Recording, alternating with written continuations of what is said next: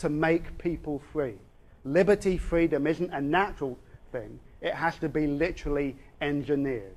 Okay? And of course, that type of governmental engineering is something that liberalism is sort of opposed to and yet has to engage in order to liberate the world. So Locke, there are going to be a lot of people with very funny noses, which are rather like me, you know, a significant nose. But I can't even compete with John Locke. I mean, that's a fantastic conk.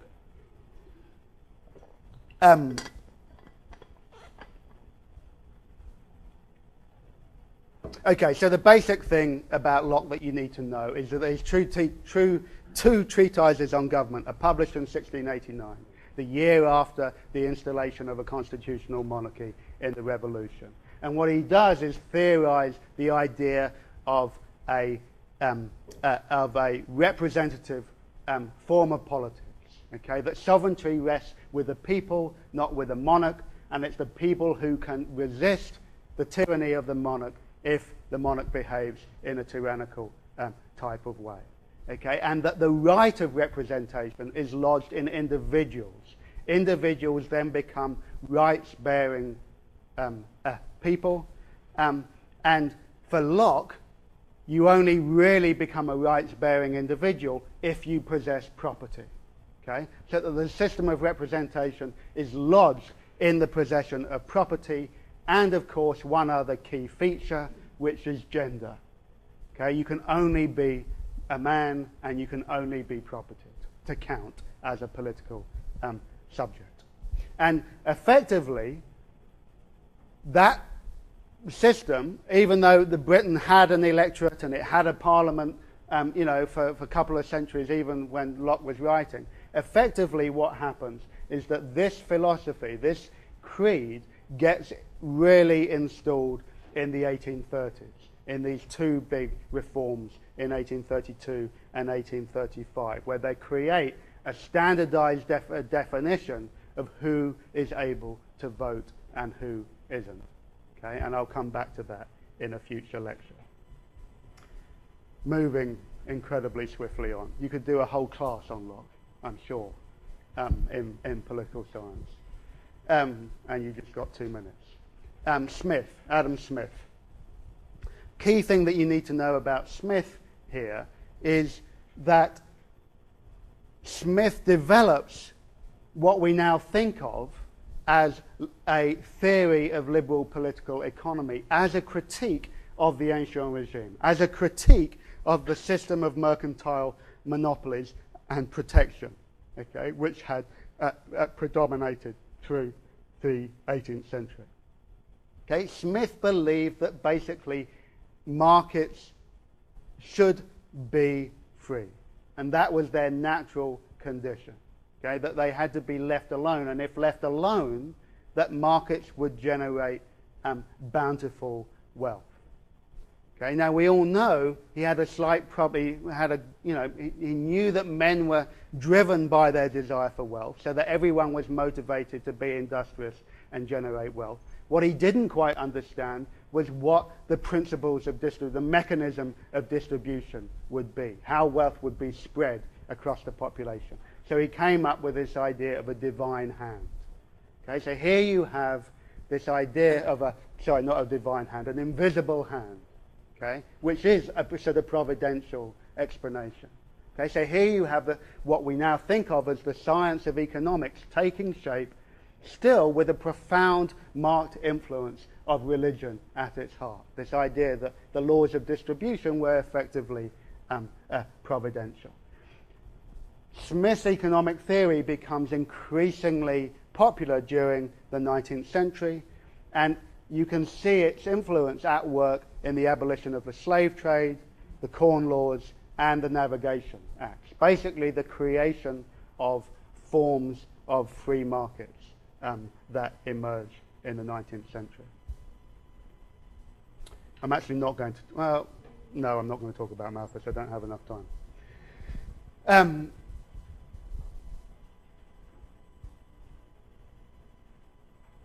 I'll come back to Malthus on Thursday when we talk about the Irish famine.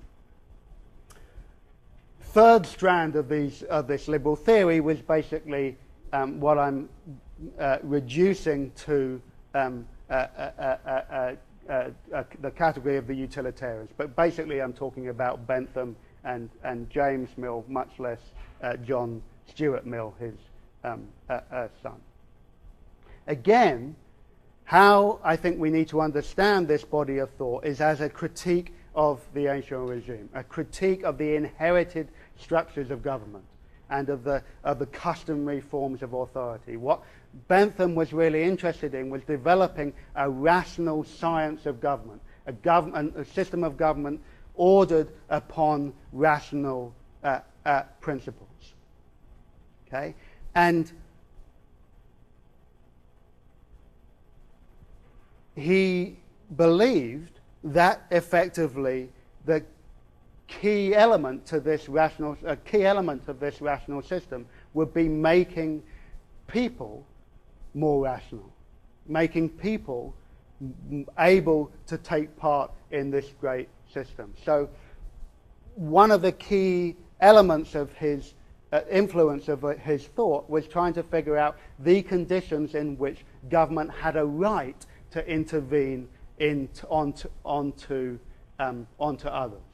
Okay, and effectively the argument is, look, if you are irrational, okay, if you are poor, if you are criminal, if you are mentally unstable, even if you're not industrious enough, it's perfectly legitimate for the state to use the full weight of its force to try and compel you into a better condition of rationality and hence freedom. Many of the great schemes that came out of the Benthamite tradition were actually first pioneered in the empire and particularly in India because they were too radical to be enacted on British soil. So a lot of administrative reformers inspired by Bentham had their greatest advances when governing colonies where it didn't matter whether people didn't agree because they were just going to be imposed upon them. Liberalism as a way of life.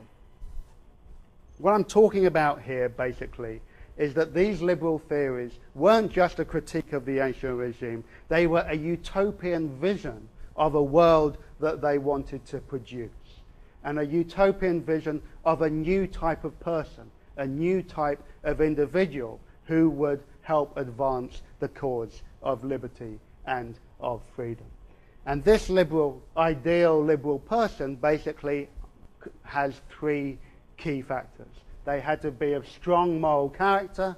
That meant that they had to be disciplined and industrious and frugal, and they had to be concerned with improving themselves to become better people. They had to, and of course they're male, obviously, and they had to therefore govern and support their family. Okay? They had to be able to support and control their family, which makes me not ideal liberal person.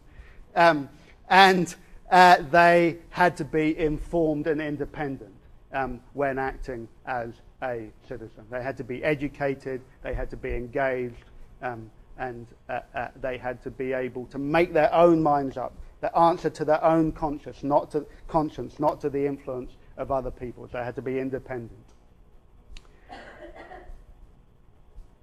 Now, as I say, this brings us back to this essential paradox of what a historian called Patrick Joyce has described as the rule of freedom. How it is that you have to govern to make people become this ideal liberal person. Okay, it's a very important feature of the class for the next few weeks. Understanding that to achieve the ideals of liberty and freedom, you have to use different forms of government. That liberty and freedom isn't about the absence of government, okay, in a Tea Party type of way. It's actually about new forms of government, okay, like the Tea Party themselves. Okay, last point that I need to make today, you'll be relieved to know, is that I think even I bored myself today. It's really quite a miracle. That doesn't rarely happen. Last thing that you need to know today is that when I talk about liberalism in the coming weeks, I'm not talking about a particular political party, even a particular theorist. What I'm talking about is a set of beliefs that were far more generic and dispersed than that. So, liberalising reforms, there's basically two political parties in the first half of the 19th century in Britain, the Tories and the Whigs, which is nice and convenient because it's like the US thing. And then in the second half of the 19th century, there are two parties, which are basically the Liberals and the Conservatives. Okay? And it's not until the end of the 19th, beginning of the 20th century, that you get a third party, which is the Labour Party. Okay? Now, all three of those parties, because the Whigs become Liberals and the Tories become Conservatives, so all three of those parties basically have at their fundamental core an adherence to a liberal set of beliefs about how it is that the economy should be organised and how it is that the political system should be organised. Probably their greatest differences is about social policy, of which we'll hear more later. But basically all the parties are complicit and engaged in this. And a great example of this is the figure of William Gladstone himself, who you see in the picture behind me, who was the leader of the Liberal Party basically from the late 1850s through to the 1890s, the totally dominant figure of the the modern Liberal Party, who was himself an ex-Tory, okay, and his dad was a slave owner, and you know the whole 9 yards. Okay, so even the most characteristic figure of liberalism as a political party had his roots in the Conservative Party. Another key figure, Robert Peel, the Prime Minister in the 1840s, was a Tory, okay, and yet he believed in a liberal set of economic policies about financial reform. He was the person who does the Bank Act, and it's he who repeals the Corn Laws in 1846. So there isn't, you shouldn't think of this as simply operating according to political parties. Probably the other great division, which apart from social policy, across this large range of liberal politics in party political forms, was the problem of empire. Okay? Which is to say there were two different versions of the empire that were at work. One set of people who thought of themselves as liberals believed that there should be no such thing as an empire. That all you needed was to spread free trade across the world, and free trade was enough. You would trade with other countries. That would bring them and you peace and prosperity. That it was trade that was the key thing. This was Britain's civilizing mission, to bring this vision of a world characterized by free markets to the rest of the world. As we'll see, that was a complete fiction, because there was no such thing as a free market. There was such a thing as Britain being a sort of monopoly trader in all sorts of ways, imposing free trade on other countries. But ideologically, the vision was of a free trade being fair and bringing peace and prosperity to all, and therefore not having to have governmental forms of empire.